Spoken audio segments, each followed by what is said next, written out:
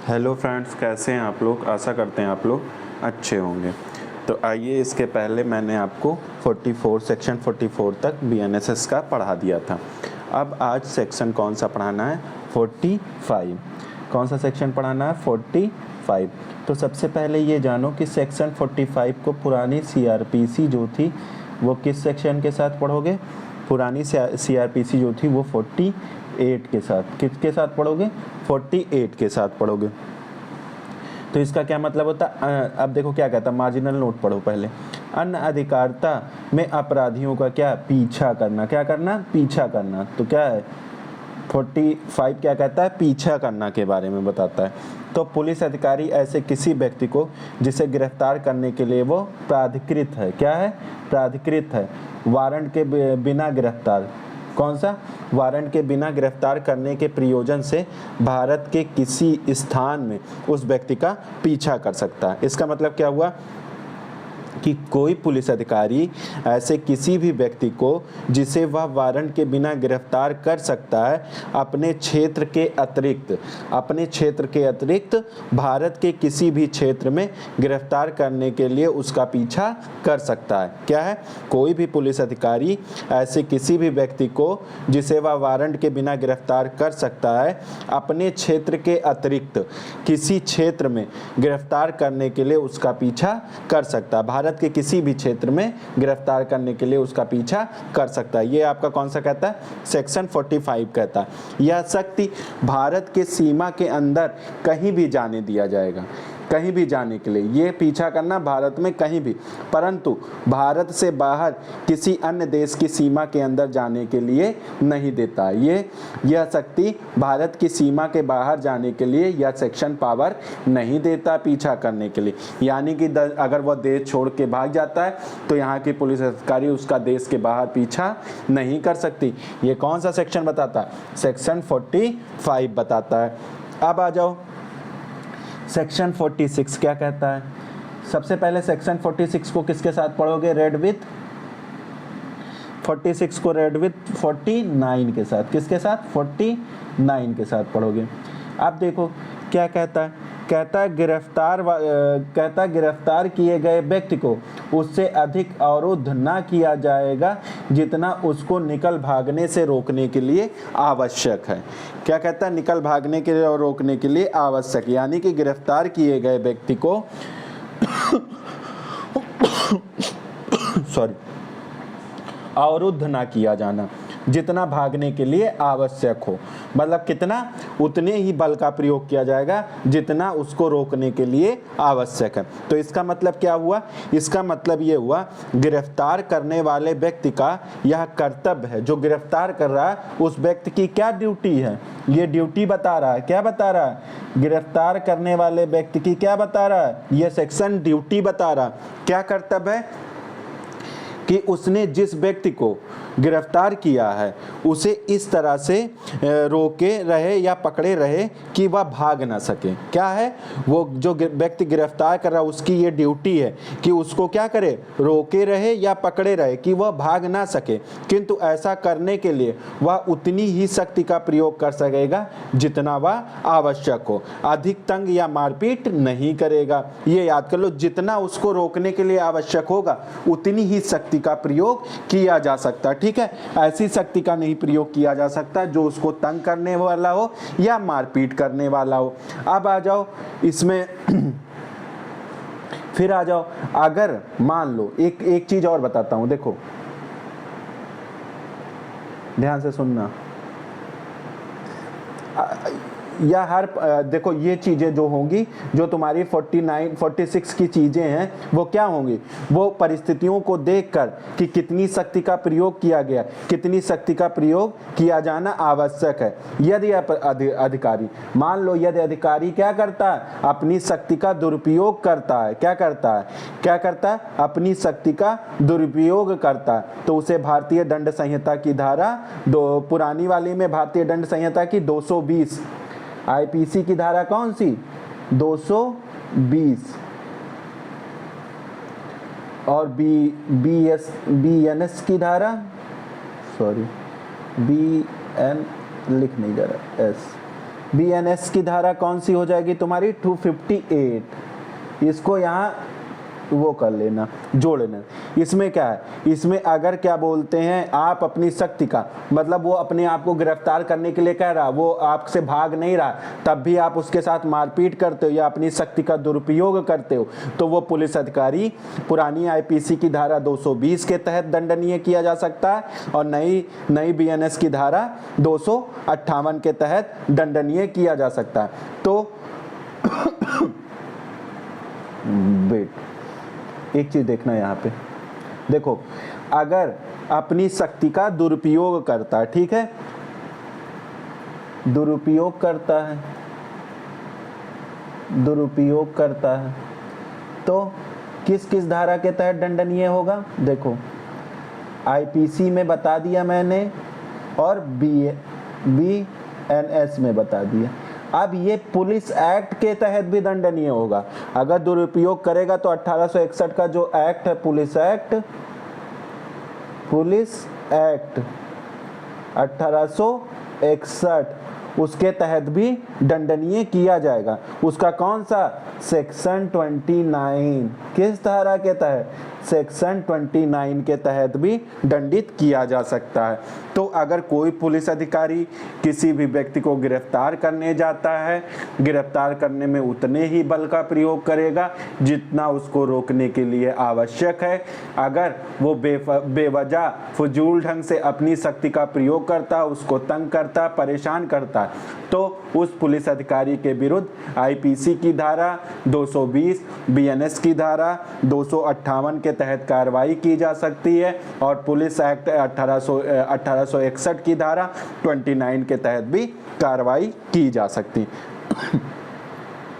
तो इस तरह आपका सेक्शन हो गया, सेक्शन 46 भी हो गया। ठीक है, अब आ जाओ नेक्स्ट पेज पे।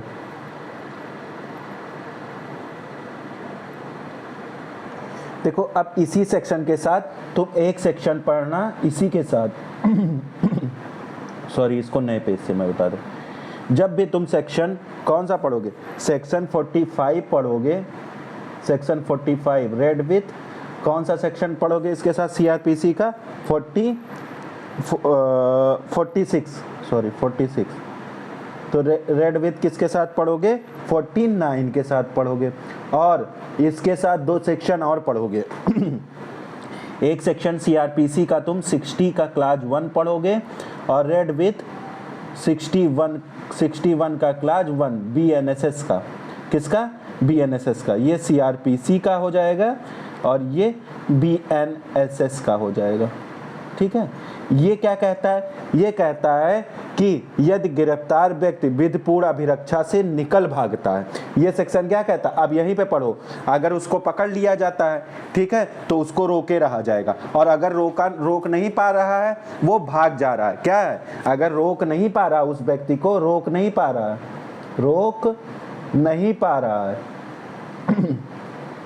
नहीं पा रहा है और भाग जा रहा है,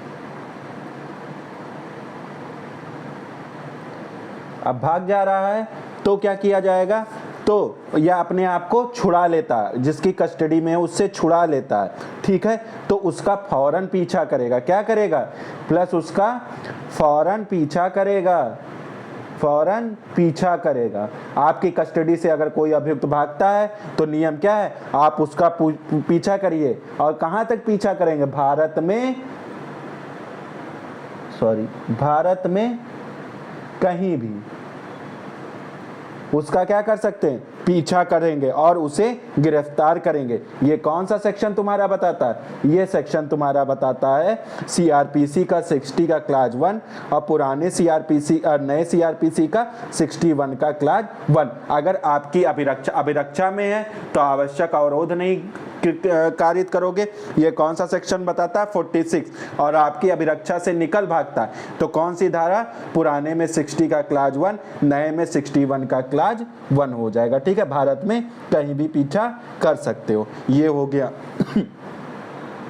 अब हो गया, फिर उसके बाद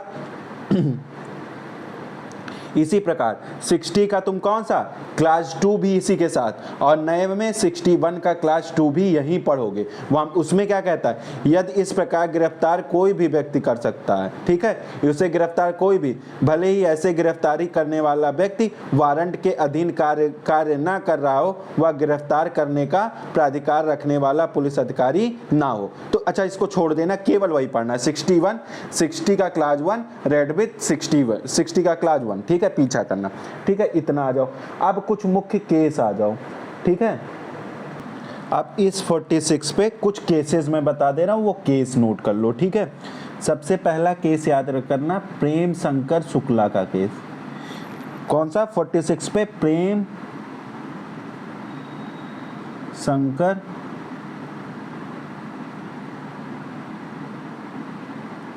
शंकर शुक्ला का केस, ठीक है। पहला केस कौन सा? प्रेम शंकर शुक्ला बनाम दिल्ली प्रशासन। आगे लिख लेना, कौन सा? दिल्ली प्रशासन, ठीक है। ये कौन सा? 1978 का केस है। कौन सा? 1978 का केस है।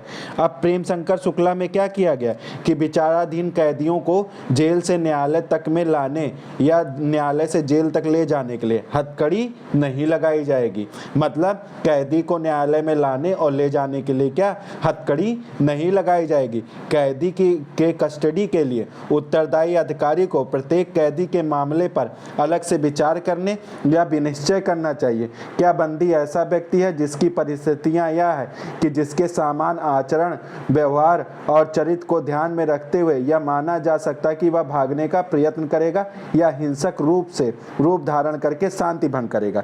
इस बुनियादी सिद्धांत को ध्यान में रखकर और इसी के अनुसार यह भी निश्चय किया जाना चाहिए कि कैदी पर किस प्रकार का अवरोध लगाया जाए। तो हथकड़ी लगाया जाना चाहिए या नहीं, इसका भी निश्चय प्रारंभिक रूप से बंदी की अभिरक्षा के लिए उत्तरदायी अधिकारी को करना होगा, ना कि अन्य व्यक्ति को। तो क्या जेलर करेगा? जेलर को लगता है कि वह भाग जाएगा तो हथकड़ी लगाएगा। अगर लगता भाग जाएगा तो हथकड़ी लगा देगा, अगर लगता नहीं भागेगा तो हथकड़ी नहीं। तो हथकड़ी के बारे में प्रावधान कहाँ? प्रेम शंकर शुक्ला। और उसके बाद एक आया था सुनील बत्रा का केस। सुनील बत्रा, ये सब अनावश्यक अवरोध पे केस है। सुनील बत्रा का केस आया था, ठीक है।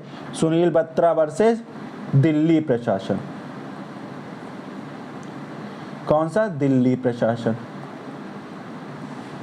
इस केस में ये कब का है? सॉरी, प्रेम शंकर शुक्ला वाला 80 का कर लेना, ये गलत हो गया, ये 80 कर लेना।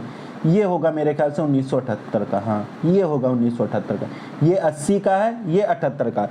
तो इसमें क्या सुनील बत्रा के केस में कहा गया कि पैरों में जो बेड़ी लगाना है उसको लगाने के लिए पहले न्यायालय से तुमको अनुमति, अनावश्यक अवरोध नहीं करोगे। पैरों में अगर बेड़ी लगाना हो तो तुमको तुमको न्यायालय से अनुमति लेनी पड़ेगी। किससे? न्यायालय से अनुमति लेनी पड़ेगी, ठीक है। तो ये हो गया तुम्हारा 46 पे 2 केसेस हो गए, ठीक है। इस तरह तुम्हारा 46 समाप्त हो गया। मैंने जितनी चीजें आती हैं सारी चीजें मैंने बता दिया। अब आ जाओ सेक्शन 47 पे।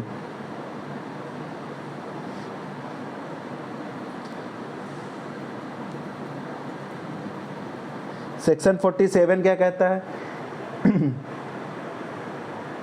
कहता है कि गिरफ्तार किए गए व्यक्ति, तो 47 को किसके साथ पढ़ोगे? 50 के साथ। किसके साथ? रेड विथ कर लो यहाँ, अरे सॉरी बहुत बड़ा हो गया। तो अब आ जाओ 47, क्या पढ़ना है? 47 पढ़ना है। तो 47 को देखो किसके साथ, तो 47 को तुम पढ़ोगे, पुराना जो CRPC है आपका वो किसके साथ पढ़ोगे? 50 के साथ। किसके साथ? 50 के साथ पढ़ोगे। क्या कहता है? कहता है गिरफ्तार किए गए व्यक्ति को गिरफ्तारी के क्या आधारों, सबसे पहले क्या आधारों को, किस आधार पे उसे गिरफ्तार किया गया है। जमानत के अधिकार, अगर जमानत देने का अधिकार है तो जमानत के अधिकार की क्या देनी पड़ेगी? सूचना। अगर जिस व्यक्ति को गिरफ्तार करने जा रहे हो उसको गिरफ्तारी का आधार बताओगे, और अगर जमानत, उस अपराध में जमानत देने का अधिकार है तो आप उसे बताओगे कि आप इस मामले में जमानत ले सकते हो। इसका क्या गिरफ्तार व्यक्ति को इसकी सूचना देनी होगी। क्या होनी होगी? सूचना देनी होगी। किसी व्यक्ति को वारंट के बिना गिरफ्तार करने वाला प्रत्येक पुलिस अधिकारी या अन्य व्यक्ति उस व्यक्ति को उस अपराध की जिसके लिए वह गिरफ्तार किया गया पूर्व विशिष्टियां या ऐसी गिरफ्तारी के अन्य आधार तुरंत क्या करेगा? संसूचित करेगा। क्या करेगा? संसूचित करेगा। क्लास 2 क्या कहता है? जहां कोई पुलिस अधिकारी अजमानतीय अपराध के अभियुक्त व्यक्ति से भिन्न, यानी कि जमानतीय अपराध का व्यक्ति, कौन सा? जमानतीय अपराध का व्यक्ति किसी व्यक्ति को वारंट के बिना गिरफ्तार करता है, वहां वह गिरफ्तार किए गए व्यक्ति को सूचना देगा कि वह जमानत पर छोड़े जाने का हकदार है और वह अपनी ओर से प्रतिभूओं का इंतजाम करे। क्या करे? अपनी ओर से इंतजाम करे। अब सुनो, जब कोई व्यक्ति क्या किया जाता है? गिरफ्तार किया जाता है, तब वह यह जानना चाहेगा कि उसे क्यों गिरफ्तार किया। भाई जब किसी व्यक्ति को गिरफ्तार करते हो, क्या कहता है? तब वो जानना चाहेगा। भाई आपको कोई व्यक्ति गिरफ्तार करने आया तो आप जानना चाहोगे आपको क्यों गिरफ्तार किया जा रहा। और जहां वारंट जारी किया गया होता है वहां उसमें गिरफ्तारी, अगर वारंट जारी किया गया तब तो क्या उसमें गिरफ्तारी का कारण दिया गया होता। उसमें क्या, वारंट अगर जारी किया गया हो तो क्या गिरफ्तारी का कारण उस वारंट में दिया होता है। उस वारंट में क्या होता है? दिया होता है। किंतु जहां वारंट के बिना गिरफ्तार किया जाता है, क्या है?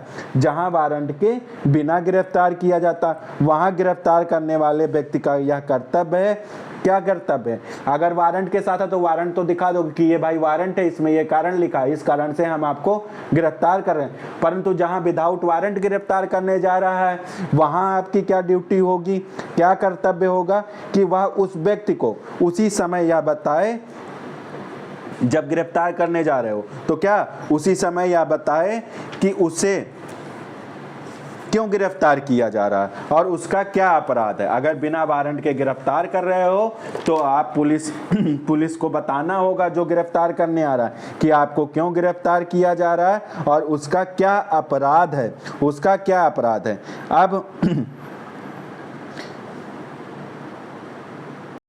अब जब ये आप क्लास 1 पढ़ते हो तो आपको आर्टिकल, आपको ये लग रहा होगा कि ये कहीं संविधान में भी दिया है। याद करो कहाँ संविधान में दिया। संविधान का आर्टिकल जब 22(1) पढ़ोगे तो वहाँ उसके समान ही ये है। 47 का जो क्लास 1 है वो आपको आर्टिकल फंडामेंटल राइट है। ये आपका क्या है? वो कहता है कि यदि किसी व्यक्ति को गिरफ्तार किया गया तो ऐसी गिरफ्तारी के कारणों को क्या किया जाएगा? यथाशीघ्र उसे अवगत कराए बिना कस्टडी में निरुद्ध नहीं रखा जाएगा। उसे कस्टडी में नहीं रखा जाएगा। ये कहाँ बताया गया है? गिरफ्तारी के कारणों को आपको बताना होगा। तो जब भी सेक्शन 47 पढ़ना तो उसको संविधान के एक आर्टिकल 22(1) के साथ कोरिलेट कर लेना। किसके साथ? 22 के साथ कोरिलेट कर लेना।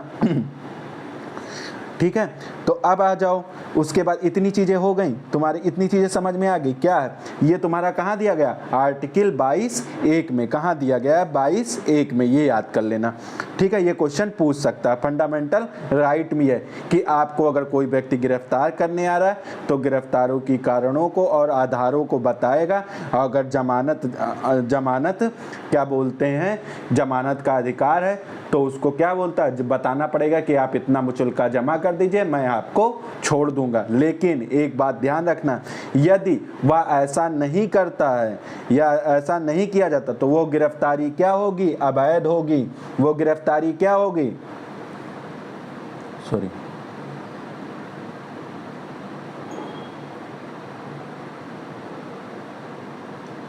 देखो अगर इसका पालन नहीं होता है, पालन नहीं होगा, पालन नहीं हुआ तब क्या होगा? गिरफ्तारी जो होगी वो क्या हो जाएगी? अवैध हो जाएगी, ये आपके फंडामेंटल का वायलेशन हो जाएगा। सीधे आप आर्टिकल 32 और 226 के तहत कहाँ चले जाओगे?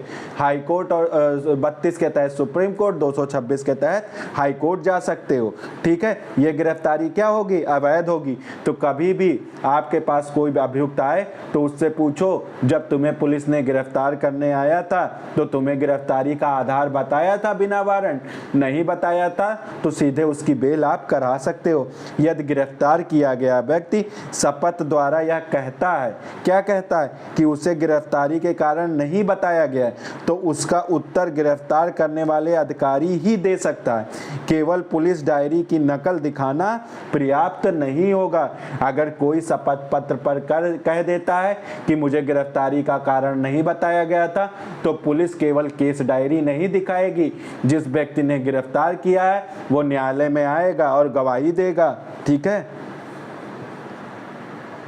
इतनी चीजें ध्यान रख लेना। ठीक है, बस अब और इसमें कुछ नहीं है। ठीक है, हो गया 47। अब आ जाओ आप 48। कौन सा सेक्शन आ जाओ? 48 आ जाओ। ठीक है, अब 48 क्या कहता है? 48 को किसके साथ पढ़ोगे?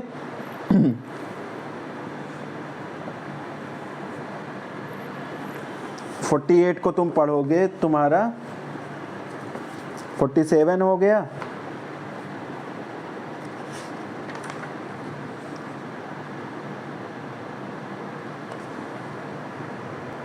इसको पढ़ोगे तुम 50A के साथ। किसके साथ? 50A के साथ। पुराना जो तुम्हारा CRPC था वो 50A के साथ पढ़ोगे। अब क्या कहता है, ये ध्यान से पढ़ना। गिरफ्तार करने वाले व्यक्ति की गिरफ्तारी आदि के बारे में किसके? नातेदार और मित्र को, ये अंडरलाइन करना, मित्र को जानकारी देना बाध्यता है। क्या है? बाध्यता है। जानकारी देना क्या? बाध्यता है। इस संहिता के अधीन कोई गिरफ्तारी करने वाला प्रत्येक पुलिस अधिकारी या अन्य व्यक्ति ऐसे गिरफ्तारी और उस स्थान के बारे में जहां गिरफ्तार किया गया व्यक्ति रखा जाता है जानकारी उसके मित्रों को, नातेदारों को या अन्य व्यक्ति को जो गिरफ्तार किए गए व्यक्ति द्वारा ऐसी जानकारी देने के प्रयोजन के लिए प्रकट या नामनिर्दिष्ट किया जाए, जिले के पदाभित पुलिस अधिकारी को भी तुरंत देगा। ठीक है, किसे देगा? डेजिग्नेटेड जो पुलिस ऑफिसर होगा उसको भी उसकी जानकारी देगा। ये तुम्हारे BNS में नया जुड़ा, ये पहले CRPC में नहीं था। ये पदाभित पुलिस अधिकारी को भी तुरंत देगा सूचना, ये पहले नहीं था। अब आ जाओ, फिर क्या करेगा कि पुलिस अधिकारी गिरफ्तार किए गए व्यक्ति जैसे ही वह पुलिस थाने में लाया जाता उपधारा 1 के अधीन अधिकारों के बारे में सूचित किया जाएगा। अगर गिरफ्तार किया जाता है तो किसी को गिरफ्तार करके लाया जाएगा तो उपधारा 1 में गिरफ्तार व्यक्ति से कहा जाएगा आप किसी नातेदार, मित्र या किसी को बताइए और उसकी सूचना पदाभित पुलिस अधिकारी को दे दी जाएगी। ठीक है, अब क्लास 3 क्या कहता है? क्लास 3 कहता है कि इस तथ्य की प्रविष्टि कि ऐसे व्यक्ति की गिरफ्तारी की इत्तला सूचना किसे दी गई है, पुलिस थाने में रखी गई पुस्तक के में ऐसे प्रारूप जो राज्य सरकार द्वारा विहित किया जाए की जाएगी। तो ये क्या, जिसको वो सूचना देगा उसको उस केस डायरी में, पुलिस डायरी में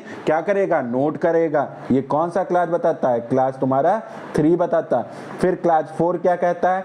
यदि मजिस्ट्रेट जिसके समक्ष ऐसे गिरफ्तार किए गए व्यक्ति पेश किया जाता है या कर्तव्य होगा कि वह यह अपना समाधान करे कि उपधारा 2 या 3 की अपेक्षाओं का ऐसे गिरफ्तार किए गए व्यक्ति के संबंध में अनुपालन किया गया है।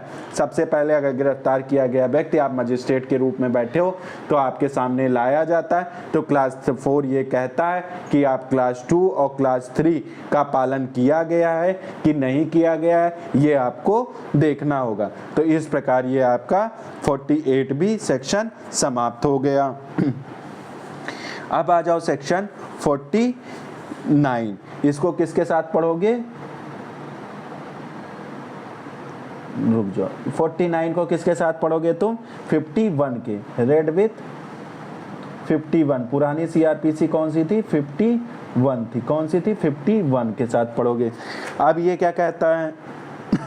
कहता है गिरफ्तार किए गए व्यक्ति की तलाशी। ये तलाशी, इसको तलाशी, गिरफ्तार किस व्यक्ति की? गिरफ्तार किए गए व्यक्ति की तलाशी। किसकी तलाशी? गिरफ्तार किए गए व्यक्ति की तलाशी। तो अब क्या कहता है? क्या कहता है ये देखो, जब कभी पुलिस अधिकारी द्वारा ऐसे वारंट के अधीन जो जमानत लिए जाने का उपबंध नहीं है, क्या है? जमानत लिए जाने का उपबंध नहीं करता है, या ऐसे वारंट के अधीन जो जमानत लिए जाने का उपबंध करता है किंतु गिरफ्तार किया गया व्यक्ति जमानत नहीं दे सकता, तो कोई व्यक्ति गिरफ्तार किया जाता है।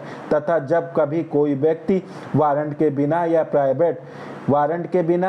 प्राइवेट व्यक्ति द्वारा के अधीन गिरफ्तार किया गया जाता है, तो वैध रूप से उसकी जमानत नहीं ली जा सकती, तो यह जमानत देने में असमर्थ है। तब अब नीचे पढ़ो। तब क्या कहता है? अभी डिटेल में समझा रहा हूँ।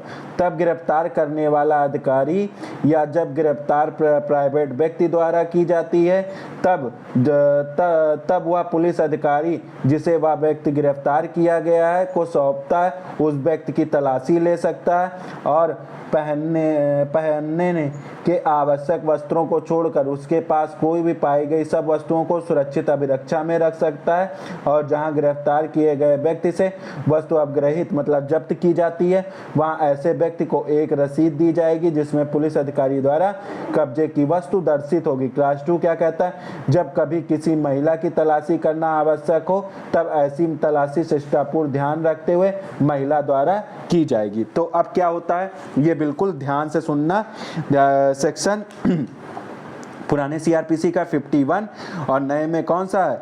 नए में 49 है। तो क्या? गिरफ्तार किए गए व्यक्ति की तलाशी। जब गिरफ्तार किए गए व्यक्ति की जमानत नहीं होती है, ये ध्यान रखना, गिरफ्तार किए गए व्यक्ति की जमानत नहीं होती है तब उसकी तलाशी ली जाएगी। जमानत होती तब तो नहीं। ये धारा क्या कहती है? जब व्यक्ति क्या जमानत नहीं होती, नंबर 1 जब जमानत नहीं होती है तब तलाशी ली जाएगी।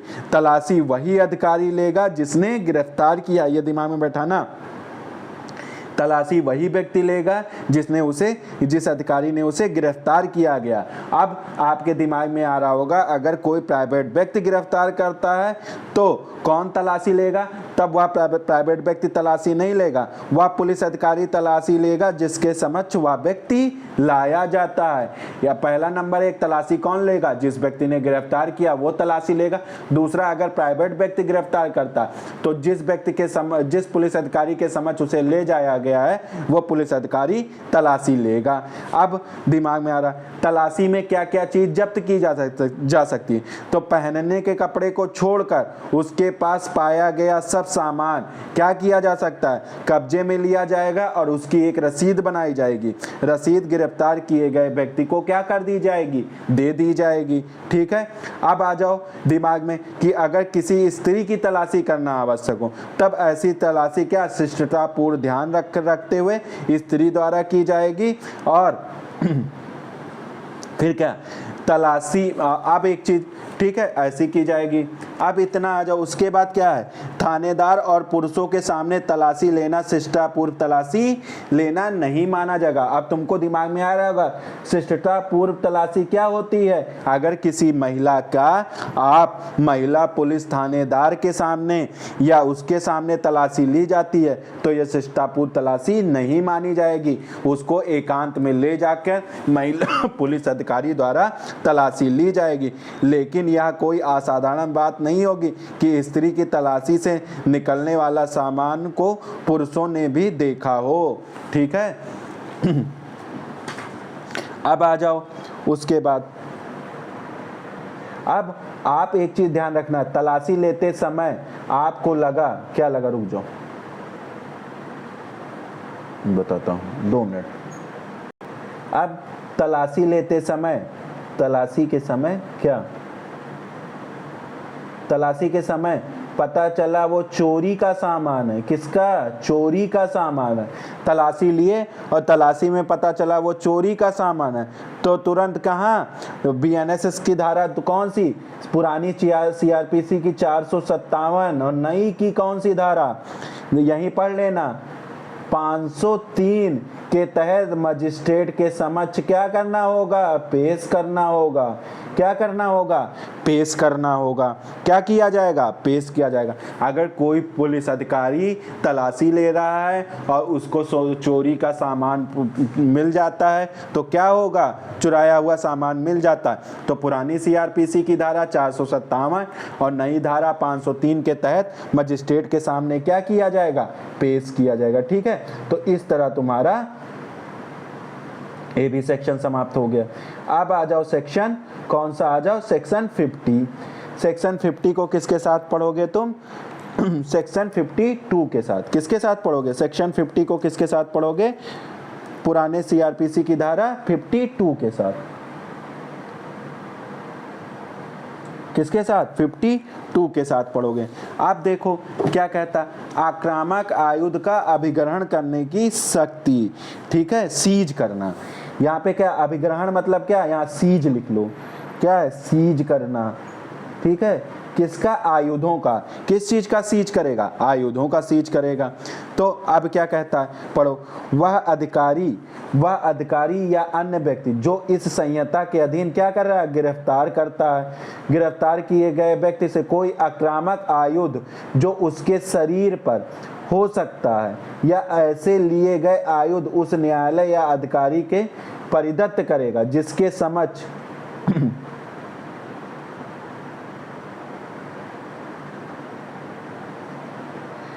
समक्ष वह अधिकारी या गिरफ्तार करने वाला व्यक्ति गिरफ्तार किए गए व्यक्ति को पेश करने के लिए इस संहिता द्वारा अपेक्षित है। ठीक है, तो अब क्या होगा? देखो ध्यान से देखना। 52 क्या कहता है? 50 क्या कहता है? सॉरी, पुराने में 52। ये ध्यान से सुनना। क्या कहता है? कहता है एक चीज ध्यान रखना। देखो, यदि गिरफ्तार होने वाले व्यक्ति के पास कोई हथियार है जिससे वह हमला हो सकता है, जैसे चाकू, बंदूक, भाला, लाठी, तो तलाशी लेने वाला अधिकारी या अन्य व्यक्ति उस हथियार को अपने कब्जे में ले सकता और जिस न्यायालय या अधिकारी के समक्ष उसे इस संहिता के अनुसार पेश किया जाता है उसके समक्ष वे सब हथियार क्या कर दिए जाएंगे? पेश कर दिए जाएंगे। यही कौन सी धारा तुम्हारी बताती है? ये धारा तुम्हारी बताती है 50। कौन सी धारा बताती है? 50। और पुराने में 52। पुराने में 52। तो इस तरह हो गया आपका धारा 50। अब आ जाओ सेक्शन 51 पे।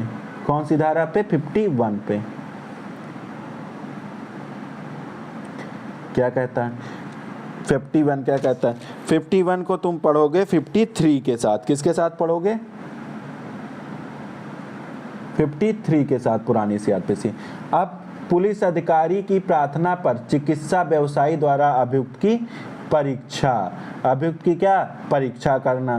तो 53 जो है 51 के साथ बीएनएस। ठीक है, अब देखो इसको ध्यान से सुनना। जब कोई व्यक्ति ऐसा अपराध करने के आरोप में गिरफ्तार किया जाता है जो ऐसी प्रकृति का है और जिसका ऐसी परिस्थितियों में किया जाना अब कथित है कि वह विश्वास करने का उचित आधार है कि उसकी शारीरिक परीक्षा ऐसे अपराध किए जाने के बारे में साक्ष्य प्रदान करेगी, तो ऐसे पुलिस अधिकारी को जो उप निरीक्षक की पंक्ति से नीचे का ना हो, प्रार्थना पर कार्य करने में रजिस्ट्रीकृत चिकित्सा व्यवसायी के लिए और सद्भावना पूर्वक उसकी सहायता करने और निर्देशाधीन कार्य करने के किसी व्यक्ति के लिए यह विधिपूर्ण होगा कि वह गिरफ्तार किए गए व्यक्ति को ऐसी परीक्षा करे जो उन तथ्यों को जो ऐसे साक्ष्य प्रदान कर सके अभिनिश्चय करने के लिए उचित रूप में आवश्यक है और उतना बल प्रयोग करेगा जितना उस प्रयोजन के लिए उचित रूप से आवश्यक हो। तो अब पूरा मैं पढ़ दे रहा हूँ, फिर मैं इसे समझा दूंगा। एक बार पढ़ दूं, रीडिंग मार दूं, फिर उसके बाद देखना। जब कभी इस धारा के अधीन किसी महिला की शारीरिक परीक्षा की जानी है तो ऐसी शारीरिक परीक्षा केवल किसी महिला द्वारा जो रजिस्ट्रीकृत चिकित्सा व्यवसायी है या उसके पर्यवेक्षक। रजिस्ट्री के चिकित्सा व्यवसायी देर किए बिना अन्वेषण को परीक्षा में तुरंत रिपोर्ट देगा। मतलब देर किए बिना तुरंत क्या देगा? रिपोर्ट देगा। अब देखो, ये ध्यान से समझना मैं क्या बता रहा हूँ, इसको बहुत ध्यान से सुनना। क्या कहता है? देखो, कहता है कि क्या गिरफ्तार व्यक्ति की शारीरिक परीक्षा, 51 क्या कहता है? गिरफ्तार व्यक्ति की शारीरिक परीक्षा कुछ अपराध ऐसे होते हैं या कुछ अपराध ऐसी परिस्थितियों में किए जाते हैं कि अपराधी के शरीर पर क्या होती है? चोट या अन्य निशान आना संभव है। इसलिए उपरोक्त जो ये प्रकार दिए गए हैं, इन प्रकार के अपराधों के आरोप में जो अपराध अभी मैंने बताए हैं, क्या शारीरिक चोट या कोई निशान, क्या बोलते हैं, ऐसी परिस्थितियों में आ सकते हैं अभियुक्त के, तो क्या हो सकता है? गिरफ्तार किए व्यक्ति को पुलिस अधिकारी समझता है कि ऐसे को क्या शारीरिक परीक्षा किया जाना आवश्यक है और इससे क्या होगा?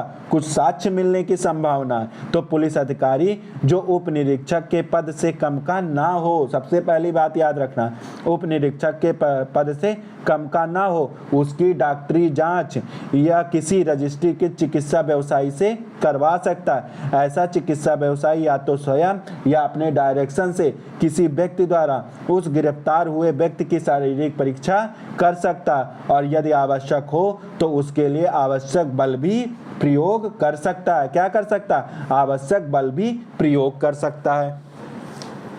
अब आ जाओ, इस पे दो केस आए हैं, वो केस इंपॉर्टेंट है, वो ध्यान रख लेना, ठीक है? वो केस मैं बता दे रहा हूं, ठीक है? कौन सा केस है? नंबर 1, महाराष्ट्र राज्य बनाम Christian community welfare council of India. पूरा केस यहाँ पे नाम नहीं रह पाएगा तो मैं बोल दे रहा हूँ, सॉरी, अरे रुको, अरे यार पता नहीं। देखो क्या है, महाराष्ट्र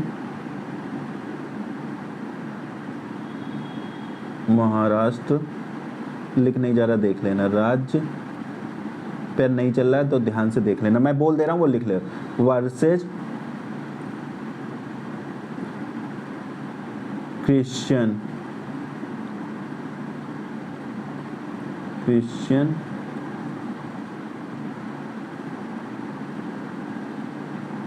कम्युनिटी वेलफेयर, ठीक है, वेलफेयर काउंसिल ऑफ इंडिया, ठीक है, काउंसिल ऑफ इंडिया, ठीक है, काउंसिल ऑफ इंडिया, ठीक है। तो इसमें क्या बताया गया? इस वाद में महाराष्ट्र राज्य बनाम Christian community welfare council of India में क्या बताया गया? इसमें बताया गया प्रत्येक मामले में अभियुक्त को गिरफ्तार करने के पश्चात, यानी कि प्रत्येक मामले में, ठीक है, क्या होगा? प्रत्येक मामले में गिरफ्तार करने के पश्चात क्या होना चाहिए? उसको मजिस्ट्रेट के सम्मुख प्रस्तुत करने से पहले उसकी चिकित्सा परीक्षा होगी। क्या होगी? चिकित्सा परीक्षा होनी चाहिए,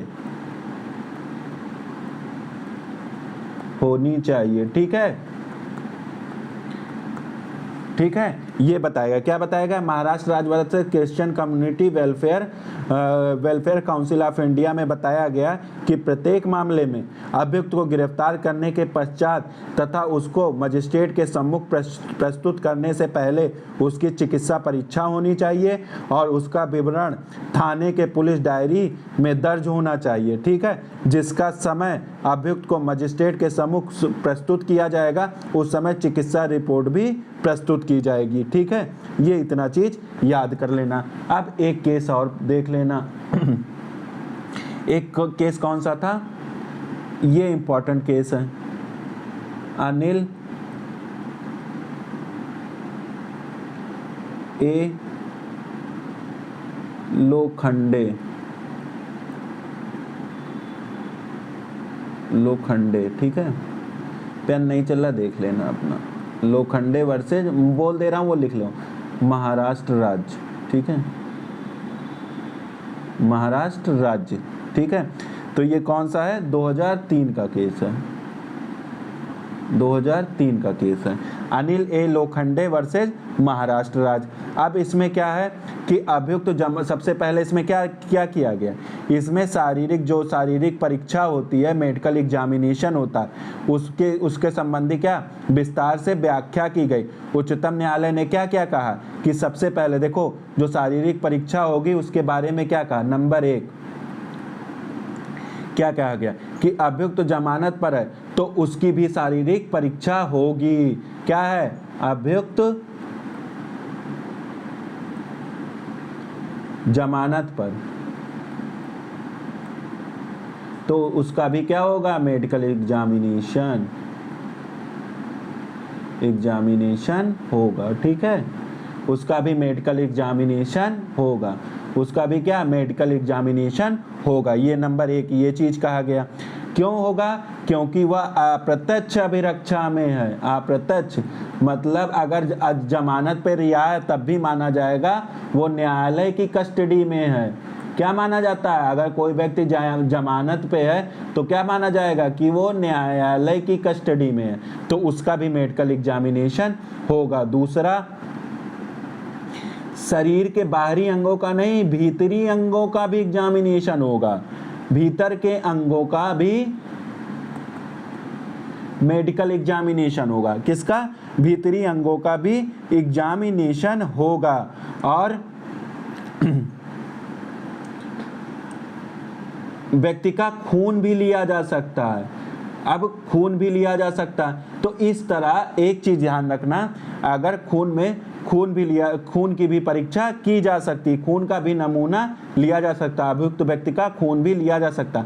तो अगर आपका खून लिया जा रहा है तो आप आर्टिकल 20(3) का सहारा भी तो ले सकते हो। उसमें कहा गया है कि स्वयं अपने विरुद्ध साक्षी होने के लिए बाध्य नहीं किया जा सकता है, लेकिन आप आर्टिकल 20(3) का यहाँ सहारा नहीं ले सकते हो। आर्टिकल 20(3) का तीसरा क्या कहा कि अगर आपका कोई ब्लड ले रहा है, खून ले रहा है, भीतरी अंगों का जांच कर रहा है, और तो आप आर्टिकल 20(3) का सहारा नहीं ले सकते हो। उसमें ये नहीं कह सकते हो कि सर जो ये खून लिया जा रहा है ये मेरे से लिया जा रहा है और ये मेरे खिलाफ ही तो यूज किया जाएगा। और आर्टिकल 20 कहता है कि स्वयं अपने विरुद्ध साक्षी होने के लिए बाध्य नहीं किया जा सकता, तो आप इस आर्टिकल 20(3) का सहारा नहीं ले सकते हो, ठीक है। तो ये इतनी चीज आई होप समझ में आ गई होगी। अब आ जाओ, इस तरह तुम्हारा हो गया। अब उसके बाद कुछ और देख लेते हैं अगर छूटा है। हाँ, स्पष्टीकरण देख लेते हैं।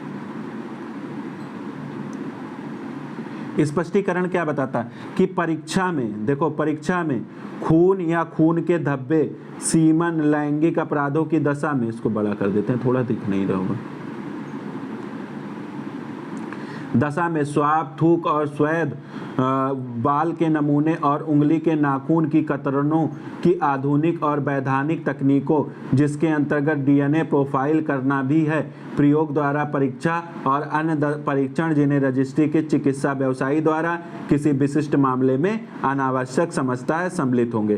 फिर उसके बाद क्लास बी क्या कहता है, रजिस्ट्री के चिकित्सा व्यवसायी। तो रजिस्ट्री के चिकित्सा व्यवसायी से वह चिकित्सा व्यवसायी अभिप्रेत है जिसके पास राष्ट्रीय चिकित्सा आयोग 2019, ये याद कर लेना, राष्ट्रीय चिकित्सा, पहले क्या दिया था, आयुर्विज्ञान परिषद अधिनियम 1956, अब यहाँ पे क्या दे दिया गया, राष्ट्रीय चिकित्सा आयोग अधिनियम 2019।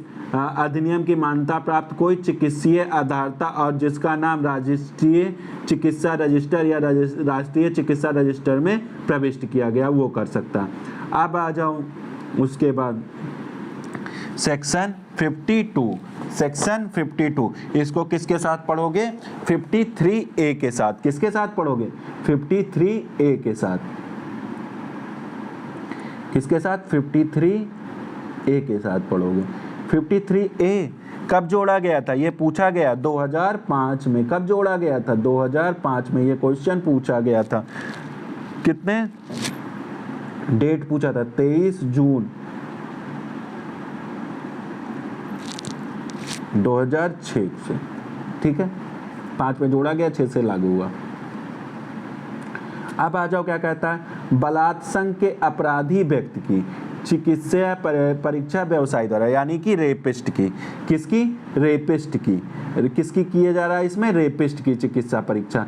जब किसी व्यक्ति को बलात्संग या बलात्संग का प्रयत्न करने के अपराध करने के आरोप में गिरफ्तार किया जाता और यह विश्वास करने का उचित आधार है कि उस व्यक्ति की परीक्षा से ऐसा अपराध करने के बारे में साक्ष्य पर्याप्त होगा, तो सरकार द्वारा या किसी स्थानीय प्राधिकारी द्वारा चलाए जा रहे अस्पताल में नियोजित किसी रजिस्ट्री के चिकित्सा व्यवसायी के लिए उस स्थान में जहां अपराध किया गया है 16 किलोमीटर की परिधि के भीतर कोई चिकित्सा व्यवसायी अनुपस्थित में ऐसे पुलिस अधिकारी के निवेदन पर, जो उप निरीक्षक की पंक्ति से नीचे का ना हो, किसी अन्य रजिस्ट्री के चिकित्सा व्यवसायी के लिए तथा सद्भावना पूर्वक उसकी सहायता के लिए तथा उसके निर्देश के अधीन कार्य कर रहे किसी व्यक्ति के लिए ऐसे गिरफ्तार व्यक्ति की ऐसी परीक्षा करना और उस प्रयोजन के लिए उतनी शक्ति का प्रयोग करना जितना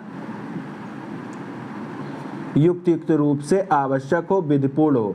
ऐसी परीक्षा करने वाला रजिस्ट्री की चिकित्सा व्यवसायी ऐसे व्यक्ति को बिना किसी विलंब के परीक्षा करेगा और उसकी परीक्षा की एक रिपोर्ट तैयार करेगा जिसमें निम्नलिखित विशिष्टियां दी होंगी। अब क्या क्या चीज़ दिया होगा वो देख लिया जाए।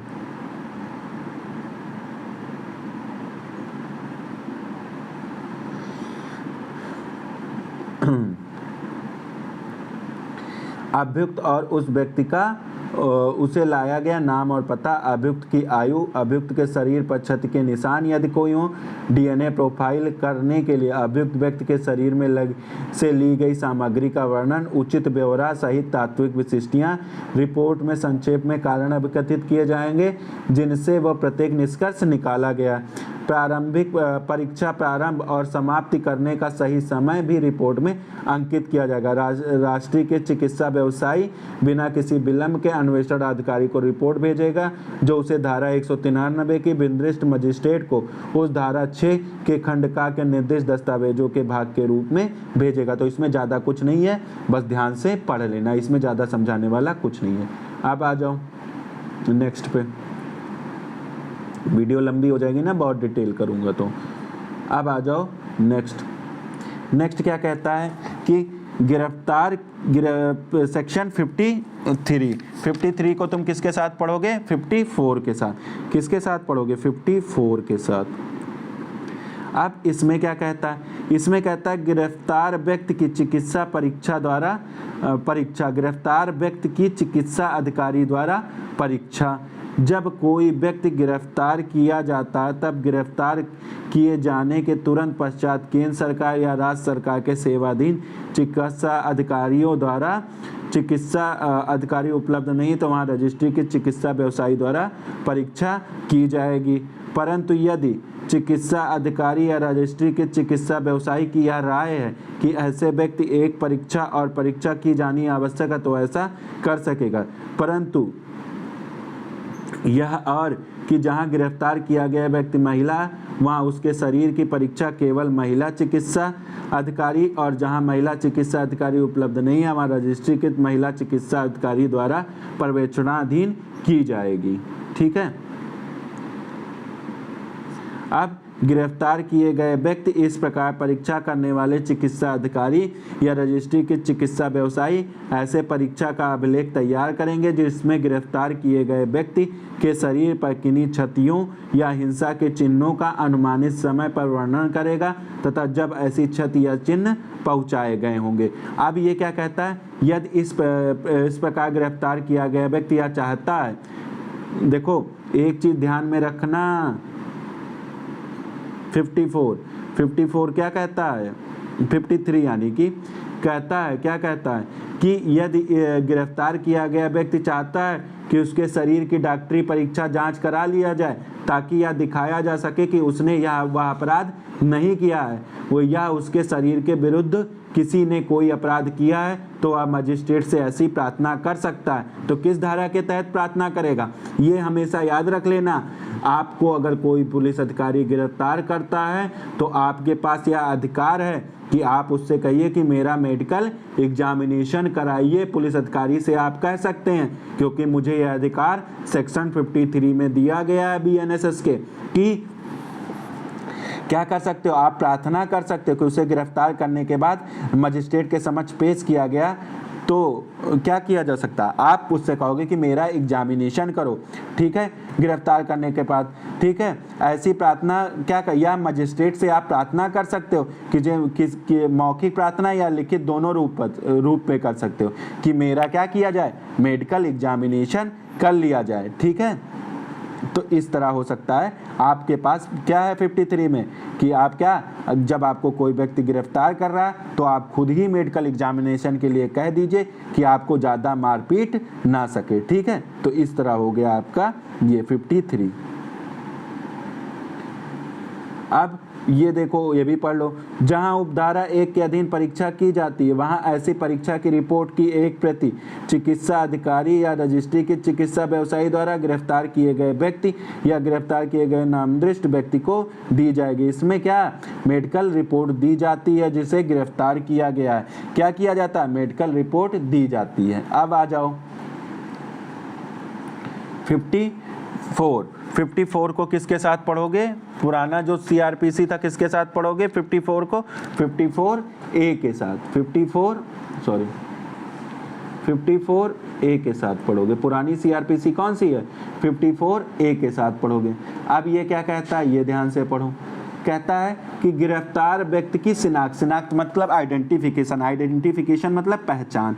जहां कोई व्यक्ति किसी अपराध को करने के आरोप पर गिरफ्तार किया जाता है, उसकी पहचान किसी अन्य व्यक्ति या व्यक्तियों द्वारा ऐसे अपराध के इन्वेस्टिगेशन के लिए आवश्यक समझी जाती है, तो वहाँ वह न्यायालय जिसका जुरिडिक्शन है पुलिस थाने के भार साधक यानी कि एसआई से निवेदन पर गिरफ्तार किए गए व्यक्ति की ऐसी मेथड से जो न्यायालय ठीक समझता है किसी अन्य व्यक्ति या किन्हीं अन्य व्यक्तियों द्वारा पहचान कराने का आदेश दे सकता है। क्या, पहचान कराने का आदेश दे सकता है।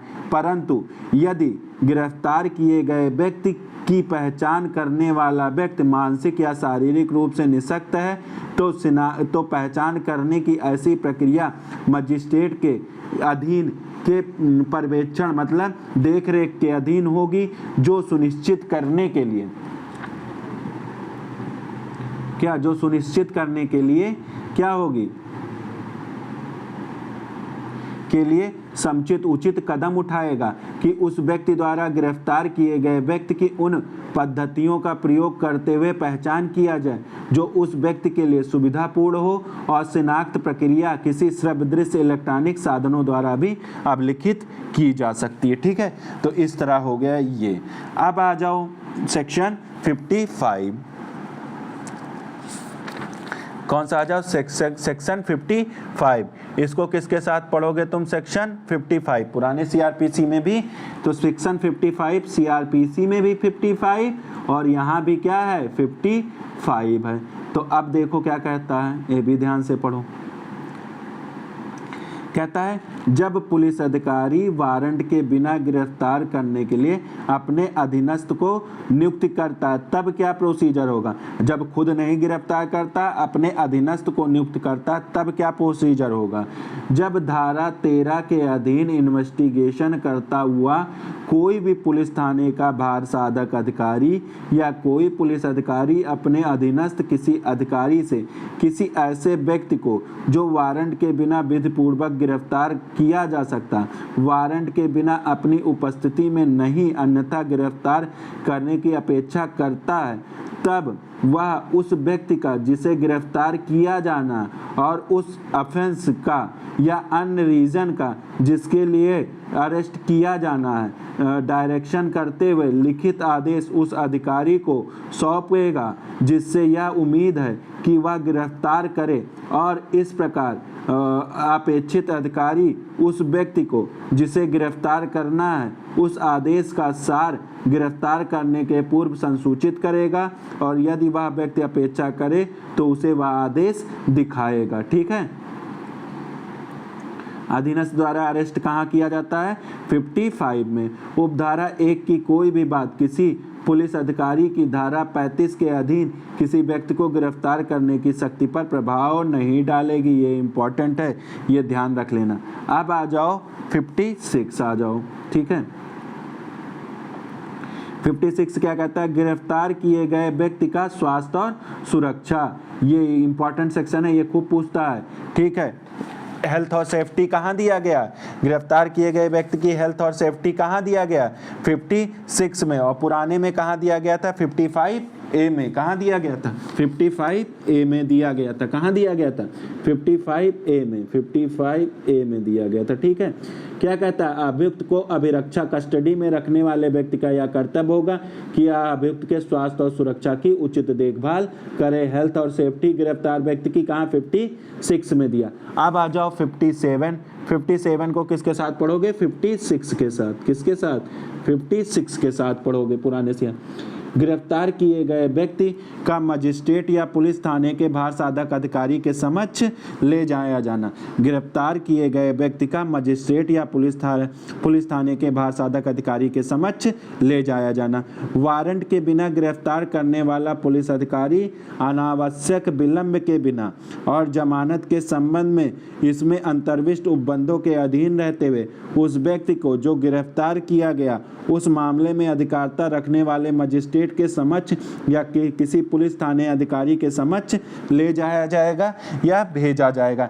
इसमें क्या है? गिरफ्तार किए गए व्यक्ति को मजिस्ट्रेट या पुलिस थाने के बाहर साधक अधिकारी के समक्ष ले जाए।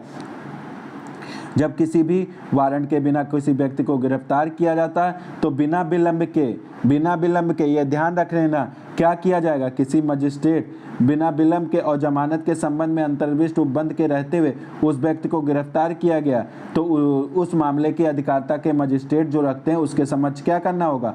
पेश करना होगा। किसी पुलिस थाने के बाहर अधिकारी के समक्ष ले जाना पड़ेगा। प्राइवेट व्यक्ति तो बाहर साधक अधिकारी के, अगर पुलिस गिरफ्तार करता तो मजिस्ट्रेट के सामने ले जाया जाएगा। तो ये कौन सी धारा कहती है? 57 कहती है। अब आ जाओ 58। ये भी इम्पॉर्टेंट है। 58 खूब इम्पॉर्टेंट, कई बार पूछा है। 24 घंटे वाला प्रोविजन कई बार पूछता है। ठीक है, क्या 24 घंटे के ज़्यादा निरुद्ध नहीं रखा जाएगा? ठीक है, ये कई बार पूछा है और इसमें सेक्शन भी कोरिलेट कर सकते हो तुम।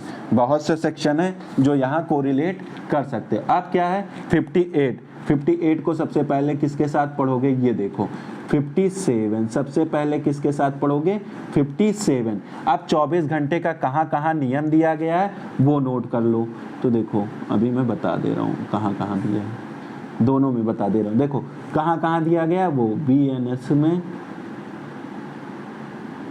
और CRPC में, दोनों में 24 घंटे का नियम कहाँ कहाँ दिया गया है ये ध्यान रख लेना।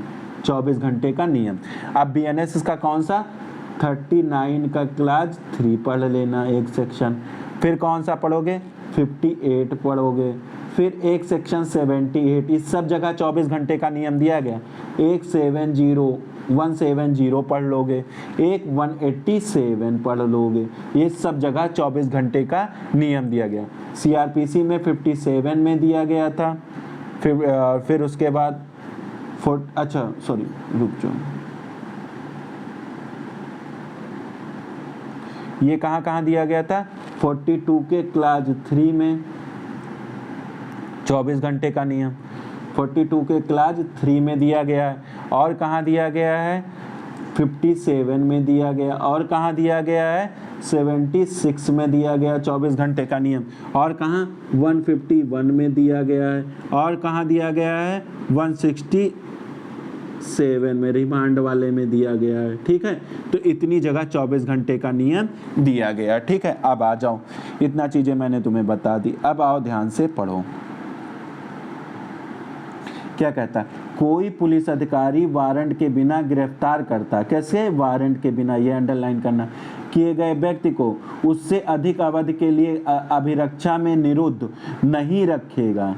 जो उस मामले के सब परिस्थितियों में उचित है या ऐसी अवधि मजिस्ट्रेट के धारा 187 के अधीन विशेष आदेश के अभाव में गिरफ्तारी के स्थान से मजिस्ट्रेट न्यायालय तक की यात्रा के लिए आवश्यक समय को छोड़कर, क्या आवश्यक समय को छोड़कर 24 घंटे से अधिक नहीं होगी, चाहे उसकी अधिकारिता है या नहीं है, चाहे उसकी अधिकारिता है या नहीं है। तो इस तरह हो गया तुम्हारा सेक्शन 58। अब आ जाओ सेक्शन 59 पे, इसको हटा देते हैं।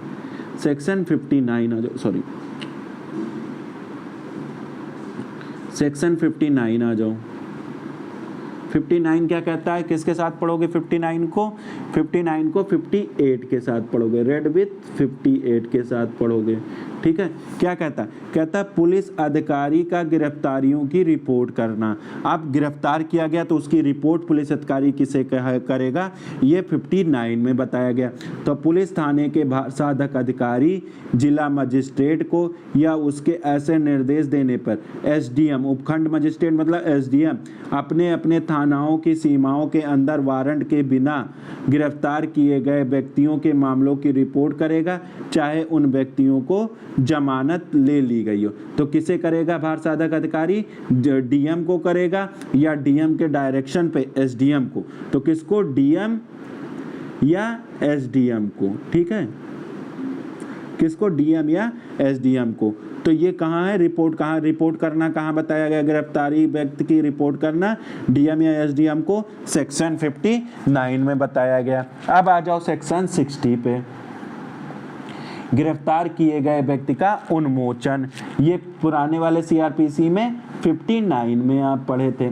अब क्या कहता है? ये कहता है कि पुलिस अधिकारी द्वारा गिरफ्तार किए गए किसी व्यक्ति का उन्मोचन उसी के बंद पत्र या जमानत पत्र पर या मजिस्ट्रेट के विशेष आदेश के अधीन ही किया जाएगा, अन्यथा नहीं किया जाएगा। उन्मोचन किसी व्यक्ति का किसका? पुलिस अधिकारी द्वारा गिरफ्तार किया गया है तो किसी भी व्यक्ति का उन्मोचन या डिस्चार्ज बंद पत्र, बेल बॉन्ड लेने के बाद ही या मजिस्ट्रेट के स्पेशल ऑर्डर से ही किया जाएगा। बेल बॉन्ड लेके छोड़ देगा पुलिस अधिकारी या मजिस्ट्रेट के विशेष आदेश द्वारा छोड़ा जा सकता है, ठीक है। तो उन्मोचन पकड़े गए व्यक्ति का कहाँ दिया गया? 60 में। कहाँ दिया गया? 60 में दिया गया। अब 61 को पुराने सीआरपीसी की धारा 60 के साथ, किसके साथ? 60 के साथ पढ़ोगे। और इसके साथ 2 धाराएं और पढ़ोगे। देखो यहाँ बता देगा, सीआरपीसी और बीएनएसएस, ठीक है। सीआरपीसी की धारा 48 और बीएनएसएस की धारा 45 पढ़ोगे और 77 सीआरपीसी की पढ़ोगे और 79 पढ़ोगे। ये धारा भी इसी के साथ कोरिलेट करके पढ़ लेना, इंपॉर्टेंट है। निकल भागने बताया था मैंने वहाँ जब पढ़ा, निकल भागने पर या पीछा करने पर और फिर पकड़ लेने की शक्ति। यदि कोई व्यक्ति विधिपूर्ण अभिरक्षा से निकल भागता है या छुड़ा लिया जाता है तो वह व्यक्ति जिसकी अभिरक्षा से वह निकल भागा है, छुड़ा लिया जाता है, उसका तुरंत पीछा करता है और भारत के किसी भी स्थान पर उसे गिरफ्तार कर सकता है। ये कहाँ बताया गया? 61 में बताया गया। अब आ जाओ, आज का ये लास्ट है। और क्या कहता है? देखो ये जितने क्वेश्चन इसी वजह से डिटेल में पढ़ा दिया हूँ, ये सारे एग्जाम पॉइंट ऑफ व्यू से बहुत इंपॉर्टेंट बहुत आते हैं। अब आ जाओ क्लास 2 क्या कहता है? उपधारा 2 के अधीन गिरफ्तारियों को धारा 44 के उपबंध लागू होंगे, भले ही ऐसी गिरफ्तार करने वाला व्यक्ति वारंट के अधीन कार्य ना कर रहा हो और गिरफ्तार करने का प्राधिकार रखने वाला पुलिस अधिकारी ना हो। अब आ जाओ 62, ये मैंने पहले भी पढ़ा दिया लेकिन फिर बता दे रहा हूँ, ऐसे जनरल पढ़ लो। 62 को किसके साथ पढ़ोगे तुम? 60A के साथ। किसके साथ? 60A के साथ। ये मैं पहले पढ़ा दिया हूँ, ऐसे पढ़ लेना। गिरफ्तारी का सर्वथा संहिता के अनुसार ही, कोई भी गिरफ्तारी इस संहिता या गिरफ्तारी के उपबंध करने वाले तस्मय प्रवृत्त किसी अन्य विधि के उपबंधों के अनुसार ही किया जाएगा। तो इस तरह आपका चैप्टर 3 समाप्त हो गया। अब नेक्स्ट टाइम पे मैं चैप्टर 4 पढ़ाऊँगा। आपको वीडियो कैसी लगी प्लीज़ बताइएगा कमेंट करके। मेरी मेहनत अगर आपको अच्छी लगती हो तो इस वीडियो को शेयर कर दीजिए, ठीक है। इतना तो कर ही सकते हैं, ठीक है। Okay, thank you.